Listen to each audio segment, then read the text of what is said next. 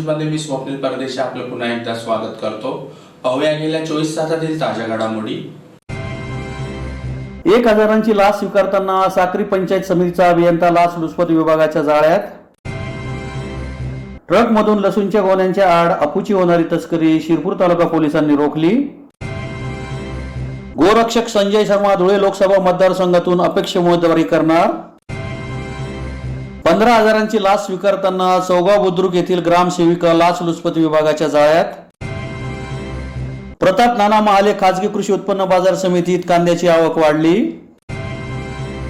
ECPM दंत महाविद्यालयात राज्यस्तरीय सांस्कृतिक युवा महोत्सव संपन्न।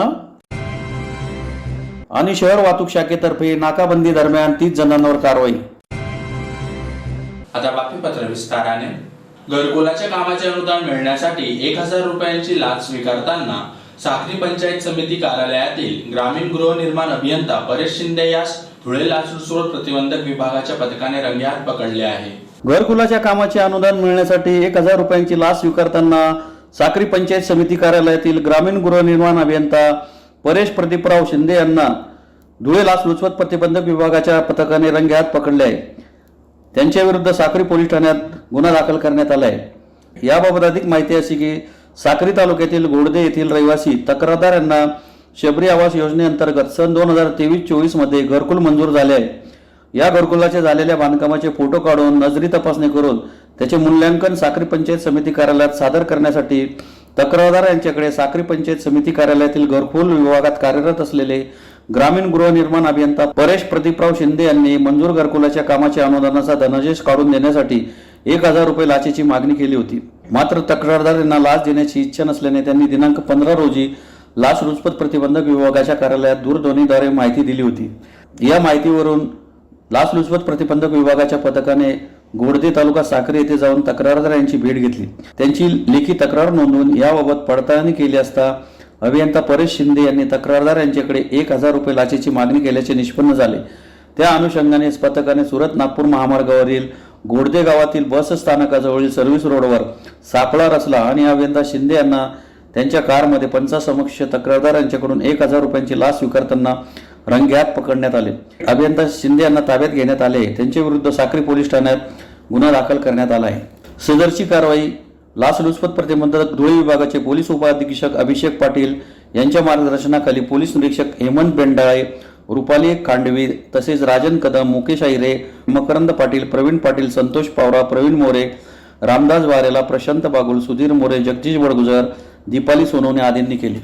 गावामध्ये जे शबरी आवास योजनेचे लाभार्थी तक्रारदार आहेत त्यांना त्यांच्या घरकुल निधी मिळण्याकरता जे कोणी ग्रामीण गृहनिर्माण अभियंता पंचायत समिती साक्री परेश शिंदे असं त्या अभियंत्याचं नाव होतं, त्यांनी 1000 रुपये लाचेची मागणी तक्रारदाराकडे केली होती। आणि ही जी रक्कम आहे लाच रक्कम ही स्वीकारत असताना अँटी करप्शन ब्युरोच्या पथकाने परेश शिंदे ग्रामीण गृहनिर्माण अभियंता यांना देखील रंगेहात पकडलेला आहे। अशा 2 कारवाया या धुळे अँटी करप्शन ब्युरोकडून कालच्या दिवशी करण्यात आलेल्या आहेत। तरी नागरिकांना विनंती करण्यात येते की जर आपल्याकडे कोणताही सरकारी अधिकारी अथवा कर्मचारी लाचेची मागणी करत असेल तर कृपया अँटी करप्शन ब्युरो धुळे कार्यालयाशी संपर्क साधावा किंवा आमचा टोल फ्री क्रमांक 1064 वर संपर्क साधावा। धन्यवाद। शिरपूर तालुका पोलिसांच्या पथकाने पळासनेर तपासणी नाका येथे नाकाबंदी दरम्यान ट्रकमधून लसूणच्या गोण्यांच्या आड अफूची तस्करी करणाऱ्या दोघांना जेरबंद करीत त्यांच्याकडून ट्रकसह 25,40,000 रुपयांचा मुद्देमाल जप्त केला आहे। शिरपूर तालुक्यातील पळासनेर तपासणी नाका येथे नाकाबंदी दरम्यान वाहन तपासणी दरम्यान शिरपूर तालुका पोलिसांनी अफूची तस्करी करणाऱ्या दोघांना जेरबंद करीत त्यांच्याकडून ट्रकसह 25,40,000चा मुद्देमाल जप्त करण्यात आला आहे। याबाबत अधिक माहिती अशी की मध्य प्रदेशातील सेंधवा येथून शिरपूरकडे RJ9 GC 4569 क्रमांकाच्या ट्रकमधून अफूची बेकायदेशीर वाहतूक केली जात असल्याची गुप्त माहिती शिरपूर तालुका पोलीस ठाण्याचे पोलीस निरीक्षक श्रीराम पवार यांना मिळाली। या माहितीच्या आधारे त्यांनी आपल्या पथकाला मुंबई आग्रा महामार्गावर पळासनेर तपासणी नाक्याजवळ नाकाबंदी करण्याचे आदेश दिले। त्यानुसार पोलीस पथकाने वाहनांची तपासणी सुरू केली।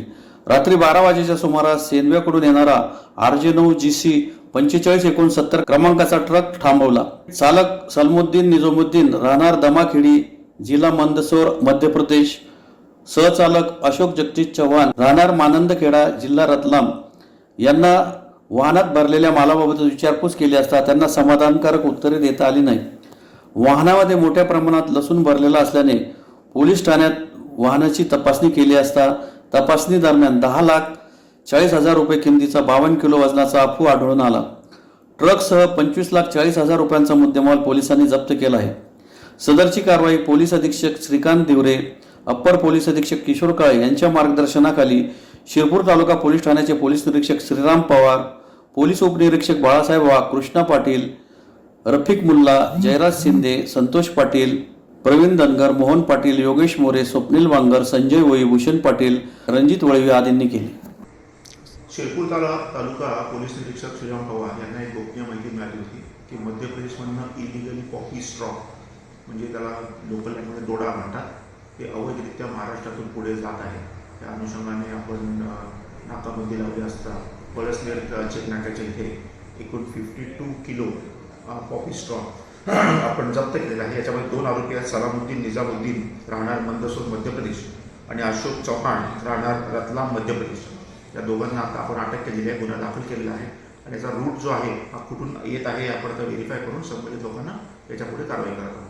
नागरिकांच्या आग्रहाखातर हिंदूंचे ज्वलंत प्रश्न सोडविण्यासाठी गोरक्षक संजय शर्मा यांनी धुळे लोकसभा मतदारसंघातून अपक्ष उमेदवारी करण्याचा निर्णय सोमवारी जाहीर केला आहे. नागरिकांच्या आग्रहाखातर गोरक्षक संजय शर्मा यांनी धुळे लोकसभेसाठी अपक्ष उमेदवारी दाखल करण्याचा निर्णय घेतला आहे.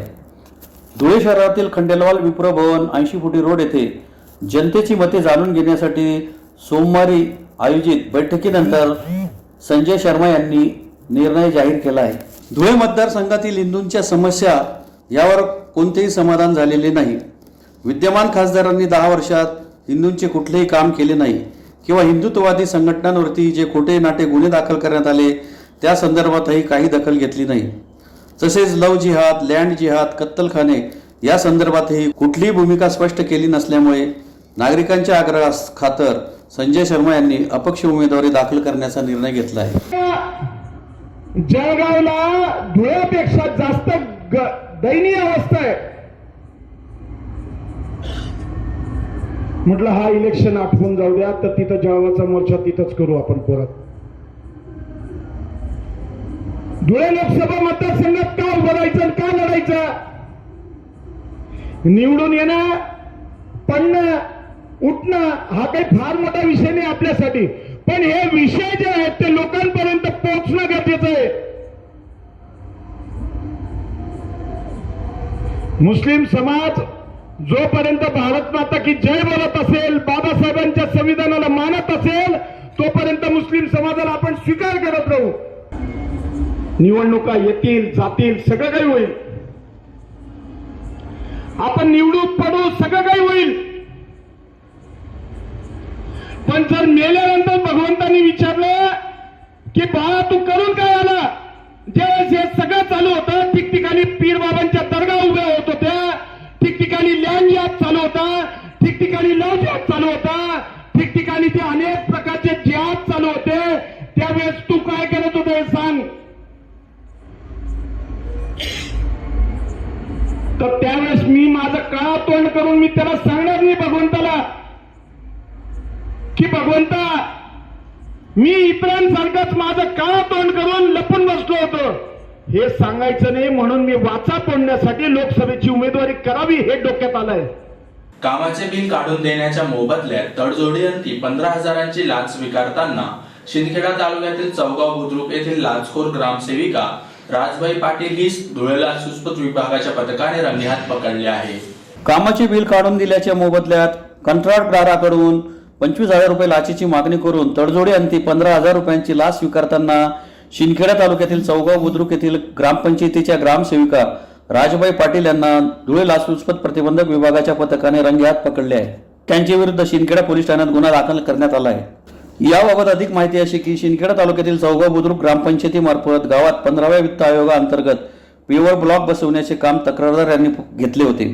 हे काम पूर्ण केल्यानंतर या कामावर झालेल्या खर्चाचे बिल तक्रारदार यांना अदा करण्यात आले होते. त्यानंतर त्यांनी चौगाव बुद्रुक येथे रस्ता सिमेंट काँक्रिटीकरणाचे काम केले आहे. या कामाकरता झालेल्या खर्चाचे बिल तक्रारदारास अदा करण्यात आले नव्हते.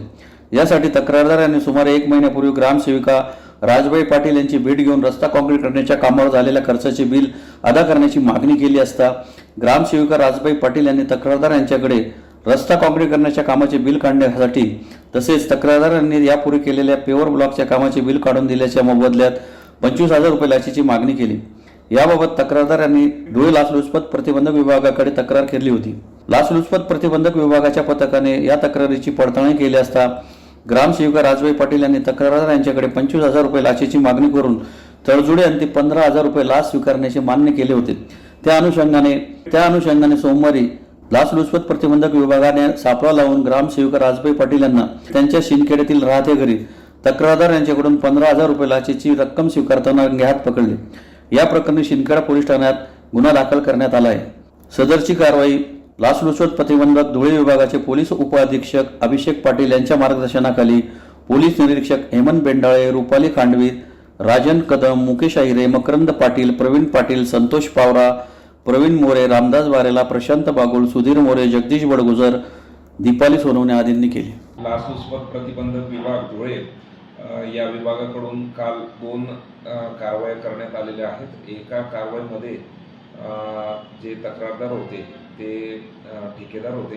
त्यांनी काही ग्रामपंचायतीच्या 15व्या वित्त आयोगांतर्गत जे विकास कामं केले होते त्यांच्या मंजूर बिलाचा जो धनादेश आहे ग्रामपंचायतीच्या बँक खात्यातून हा त्यांना अदा करण्यासाठी जे कोणी संबंधित ग्रामसेविका होत्या राजबाई शिवाजी पाटील, ग्रामपंचायत चौगाव, तालुका शिंदखेडा यांनी तक्रारदाराकडून त्या धनादेशाच्या अदा करण्याच्या पोटी 25,000 रुपये लाचेची मागणी केली होती आणि त्यांनी तडजोडी 15,000 रुपये लाचेची रक्कम स्वीकारत असताना त्यांना लाचलुचपत प्रतिबंधक विभागाने रंगेहात पकडलेला आहे.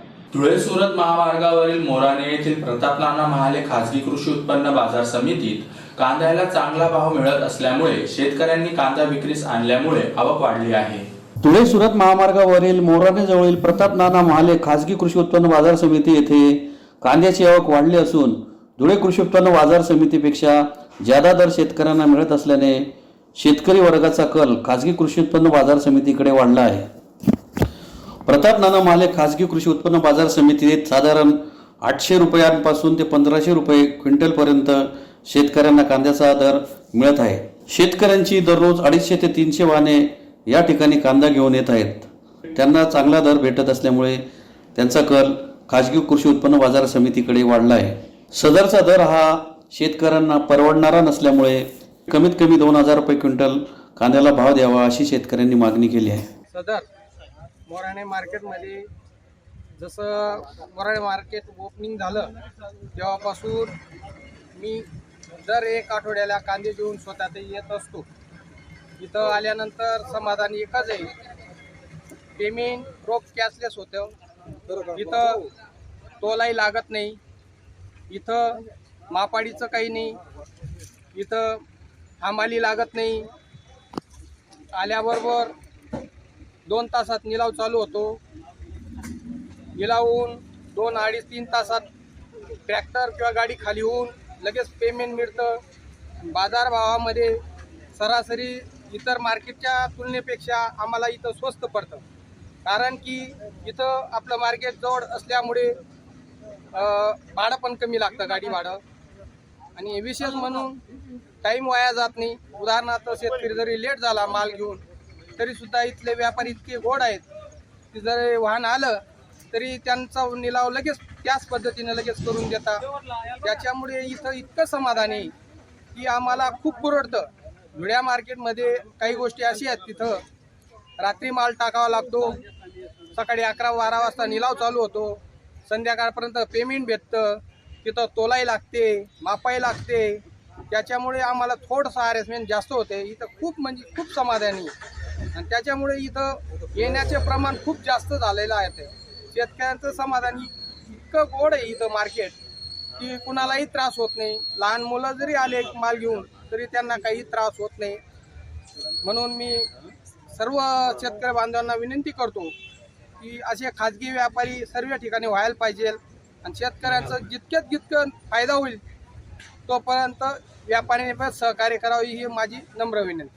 मी सदर शेतकरी मी इथं मागच्या वर्षापासून इथं या कांदा मार्केटला मी मोराणे मार्केटला कांदा आणतोय. तर इथं भाव चांगला असल्यामुळे आम्ही इथं आणतोय. धुळे मार्केटला जेव्हा आम्ही कांदा घेऊन जाऊ तिथं हा माल गोणीचं वजन वगैरे करून म्हणजे तिथं बाया ज्या येतात त्या पण कांदे काढतात वगैरे XYZ गोष्टी भरपूर तिथं चोरी पण होते. धुळे कृषी उत्पन्न बाजार समितीमध्ये इथं सध्या तशी चोरी वगैरेचा काही प्रकार नसतो. आम्ही रात्री 1 वाजता जरी आलो आम्ही निवांत ट्रॅक्टर लावून देतो. रात्री निवांत आम्ही इथं सदर आराम करतो आणि इथं भाव पण चांगला भेटतो आणि कॅशलेस स्वरूपात इथं व्यवहार असल्यामुळे आम्हाला इथे हे मार्केट परवडेबल आहे. फक्त माझी शासनाला एकच विनंती आहे, शेतकरी मायबापाकडे बघावं पण कांद्याचा भाव थोडाफार तरी वाढवावा. जास्त नको पण थोडासा तरी वाढवावा. तो भाव दिला जातो. आम्हाला थोडाही काही लागत नाही आमच्या इकडं. त्या हिशोबाने शेतकरी विश्वास ठेवून आमच्याकडे येत आहे. आम्हाला 800 पासून 1500 1200 आम्ही हे आवाहन करतो का हो सगळे जेवढ्या जवळच्या मार्केटांमध्ये तुम्ही माल लावाल तो तुमचा तेवढा फायदा होणार. महाराष्ट्र आरोग्य विज्ञान विद्यापीठ नाशिक राज्यस्तरीय सांस्कृतिक युवा महोत्सव स्पंदन 2024 ललित कला कार्यक्रम ACPM दंत महाविद्यालय येथे सोमवारी संपन्न झाला. महाराष्ट्र आरोग्य विज्ञान विद्यापीठ नाशिक राज्यस्तरीय सांस्कृतिक युवा महोत्सव स्पंदन 2024 ललित कला कार्यक्रम जवाहर मेडिकल फाउंडेशनच्या ACPM दंत विद्यालय येथे सोमवारी संपन्न झाला. यावेळी विद्यार्थ्यांसाठी 2 नवीन दालनांचे कुलगुरू माधुरी कानेटकर यांच्या हस्ते उद्घाटन करण्यात आले. प्रमुख अतिथींच्या हस्ते दीप प्रज्वलन करून कार्यक्रमास सुरुवात करण्यात आली. यापूर्वी 2-3 वर्षातून एकदा अशा प्रकारचे कार्यक्रम विद्यापीठातर्फे घेतले जात होते. विद्यार्थ्यांना कला दाखवण्याची संधी मिळाली पाहिजे या दृष्टिकोनातून सदर स्पर्धा दरवर्षी घेण्याचे ठरवण्यात आले. या अगोदर या स्पर्धेमध्ये 700 ते 800 विद्यार्थी भाग घ्यायचे, पण आता 2000 पेक्षा जास्त विद्यार्थ्यांनी भाग घेतल्याच्या नोंदी आहे.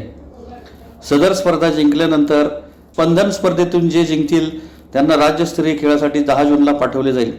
तसेच राज्यस्तरावर इंद्रधनुष्य म्हणून स्पर्धा होतील, त्यातही विद्यार्थ्यांनी सहभागी व्हावे असेही आवाहन करण्यात आले. या प्रसंगी नाशिक विभागाचे कुलगुरू माधुरी कानेटकर, सेक्रेटरी ममता पाटील, देवेंद्र पाटील, मिलिंद निकम, प्राचार्य अरुण दोडामणी यांच्यासह विद्यार्थिनी मोठ्या संख्येने उपस्थित होत्या. पूर्ण करू आणि दोडामणी सर जवळजवळ 2-3 महिन्यापासून त्याच्यासाठी दिवस रात झटता आहे. आपल्याला माहिती आहे त्यांच्या हेल्थचा इश्यू असून सुद्धा ते एवढं डेडिकेशन देऊन करत आहेत. That is hats off to हिम.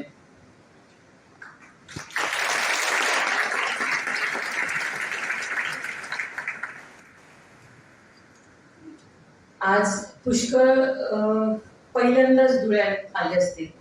मी जेव्हा बॉम्बे, पुणे किंवा नाशिकला असायची, नाशिकवाल्यांना तरी ऍटलिस्ट धुळे कुठे ओरिएंटेशन असायचे, पण बॉम्बे पुणेवाले मला म्हणे वेर धुळे, वेर धुळे.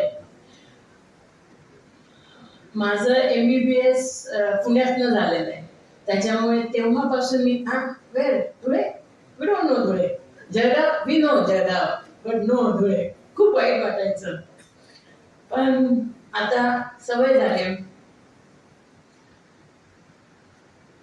आम्ही धुळेकर आमच्या गरमीसाठी फेमस आहे. धुळ्यातली गरमी एन्जॉय करा, आम्ही ती एन्जॉय करत असतो. महाराष्ट्रात धुळ्यात किती टेम्परेचर आहे ह्याच्यावरनं ठरवलं जातं आणि आपला स्पंदन हा प्रोग्राम एप्रिलमध्येच ठेवलेला आहे. स्पंदन पण हॉट, वेदर पण हॉट, गुड गोईंग. मी दोडामणी सरांचं खरंच खूप कौतुक करेल की त्यांनी प्रत्येक पोराला हेच पाहिलं स्टुडंटला की no, they should stay in AC room आणि हॉटेलमध्ये तसं अकोमोडेशन, त्यांच्या जेवणाची व्यवस्था सर्व तशी केलेली आहे. खरंच चांगलं केलेलं आहे. साठी प्रतियोगिता आपण राबवली आहे. ही आधी 2-3 वर्षातून एकदा व्हायची, पण आम्हाला असं विद्यापीठात असं जाणवलं की विद्यार्थ्यांना त्यांची कला दाखवण्यासाठी संधी मिळाली पाहिजे आणि ती विद्यार्थ्यांमधनंच उपलब्ध होऊन विद्यार्थ्यांसाठी विद्यार्थ्यांनीच करावी, असं करून आम्ही 2 गोष्टी मागच्या वर्षी ठरवल्या की ही एकाच ठिकाणी न करता राज्यातल्या वेगवेगळ्या रिजनल सेंटर्समध्ये रोटेशननी करावी, म्हणजे धुळे, कोल्हापूर ह्या ठिकाणी सुद्धा अशा स्पर्धा होत राहतील, जास्तीत जास्त विद्यार्थी भाग घेऊ शकतील. ह्यापूर्वी जे व्हायचं तेव्हा 700-800 पोरं भाग घ्यायची, पण आता ह्याच वर्षी बघा ना 2000पेक्षा जास्त एंट्री झालेली आपल्या 5 रिजनल सेंटर्समध्ये भाग घ्यायला. इथे सुद्धा या कॉलेजमध्ये 300पेक्षा जास्त विद्यार्थ्यांनी भाग घेतल्यात. वेगवेगळ्या रांगोळी असो, वेस्टचं आर्ट असो किंवा फिल्म मेकिंग असो, अशा वेगवेगळ्या कलांना त्यांना संधी मिळते आणि ह्याच्यातनं त्यांचं ऑलराऊंड डेव्हलपमेंट व्हावं ह्याची आम्हाला इच्छा आहे. आता ह्याच्यातनं जे जिंकतील ते राज्यस्तरावर पण आम्ही आधी विद्यापीठाचं आमचं जेव्हा फाउंडेशन डे असतो 10 जूनला, तेव्हा सगळ्या विनर्सना आम्ही नाशिकला विद्यापीठात पण बोलवून घ्यायचा विचार आहे. आणि त्याच्यानंतर आपली जी इंद्रधनुष्य म्हणून स्पर्धा होते राज्यस्तरावर वेगवेगळ्या युनिव्हर्सिटीजच्या इंटर युनिव्हर्सिटी कॉम्पिटिशन, त्याच्यात सुद्धा आम्ही आमच्या विद्यार्थ्यांना मग भाग घ्यायला पुढे पाठवून देऊ. आणि स्पंदन हे एक रिदम किंवा हार्टबीट ह्याचं म्हणजे एक शब्द आहे आणि आम्हाला असं वाटतं की जर विद्यार्थ्यांमध्ये किंवा हेल्थकेअर वर्कर्समध्ये ती हार्टबीट आणि उत्साहाने त्यांनी काम करावं आणि मनाची पूर्ण तयारी व्हावी, तर त्याच्यासाठी स्पंदनसारख्या दरवर्षी होणं फार गरजेची आहे. आणि ह्याच्यात मला अत्यंत आनंद होतो की माझे प्रतिकुलगुरू आहेत, स्टुडंट्स वेलफेअर डिपार्टमेंटचे इंचार्ज डॉक्टर पाटील आहेत, ह्या सगळ्यांनी ह्याच्यात खूप सहभाग घेऊन सगळी ह्याची सोय केलेली आहे. आणि सर्वप्रथम त्याच्यामुळे बघा ना मला सुद्धा धुळ्याला यायला संधी मिळाली, कारण ममता मॅडम आणि डोलावणी डॉक्टरनी धुळ्यासारख्या ठिकाणी इतकं सुंदर त्याचं प्रयोजन केलेलं आहे सगळं की सगळ्या स्टुडंट्सना खूप संधी मिळालेली आहे आणि त्यांचे मी आभार मानते. लोकसभा निवडणुकीच्या पार्श्वभूमीवर धुळे शहर वाहतूक शाखेतर्फे शहरातील विविध ठिकाणी नाकाबंदी मोहीम राबवित 30 जणांवर कारवाई करण्यात आली. आगामी लोकसभा निवडणुकीच्या पार्श्वभूमीवर शहर वाहतूक शाखेतर्फे सोमवारी रात्री शहरातील विविध भागात नाकाबंदी करीत 30 जणांवर कारवाई करण्यात आली. लोकसभा निवडणुकीच्या पार्श्वभूमीवर शहर वाहतूक शाखेतर्फे सोमवारी रात्री शहरातील नगावबारी, संतोषी माता चौक, 12 पत्तर आदी ठिकाणी नाकाबंदी करीत वाहनांची तपासणी करण्यात आली. यात नियमांचे उल्लंघन करणाऱ्या 30 वाहनधारकांवर कारवाई करण्यात आली. यात 10 जणांना न्यायालयाने 10,000 रुपये दंड केला आहे. लोकसभा निवडणुकीपर्यंत नाकाबंदी मोहीम सुरूच राहणार आहे. काल रोजी आम्ही येणाऱ्या लोकसभा इलेक्शनच्या अनुषंगाने शहरातील विविध भागात नाकाबंदी आयोजित केली होती. त्याचाच एक भाग म्हणून नगाववारी चौफुली, नंतर संतोषी माता चौक आणि 12 पत्तर या परिसरात आम्ही नाकाबंदी आयोजित केली होती.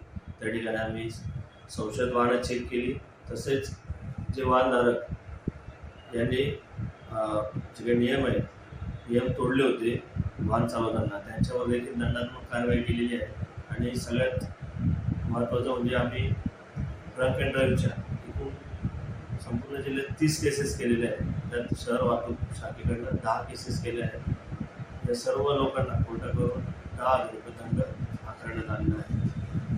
अशा पद्धतीने नाकाबंदी येणाऱ्या इलेक्शनच्या अनुषंगाने ही यापुढे देखील शहर वाहतूक शाखेतर्फे नियमितपणे चालू राहणार. पुन्हा एकदा पाहूया ठळक घडामोडी. 1,000ची लाच स्वीकारताना साक्री पंचायत समितीचा अभियंता लाचलुचपत विभागाच्या जाळ्यात.